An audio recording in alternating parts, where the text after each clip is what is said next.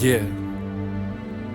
Fa tsy ananizaniza fa zao a de manatanteraka fanatrarako ny tanjoko tsy indraziko amin'ny faterako tsy andry zavatra hitotona tampoka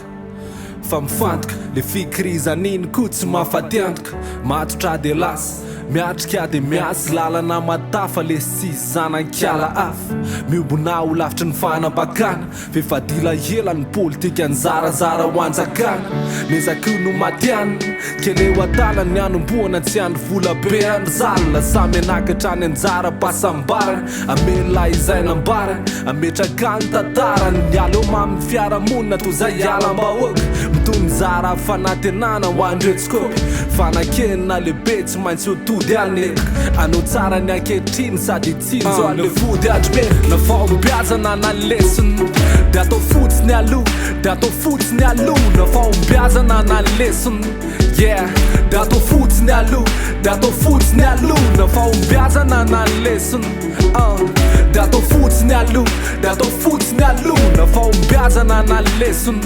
yeah de atao fotsiny aloha de atao fotsiny aloha fa kopy androany mety ho lavo a rapitsy mety ho lavo a fotoana mety ho lavo vo avy ny andro tsy maintsy iravo a eritsaina misy fana fodim-pisaina na masa tanora ny gasikara ho azy mena amita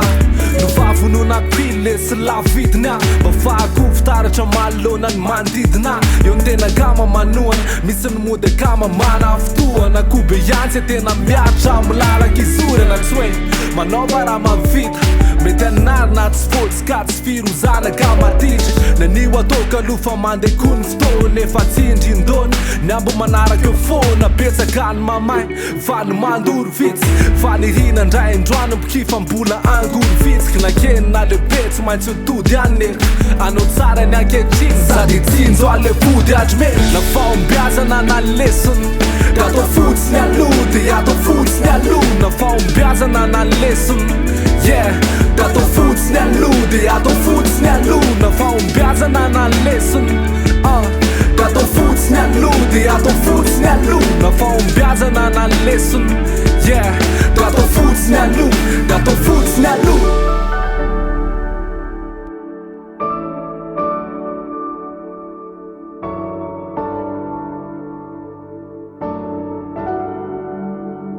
Tsangana do yase Hananganani waf Tsangana kanju laf Tsangana do yase Hananganani waf Tsangana kanju laf Domalakia sali malakas Domalakia sali malakas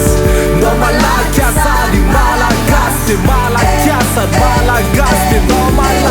Domalakia sali malakas Domalakia sali malakas Domalakia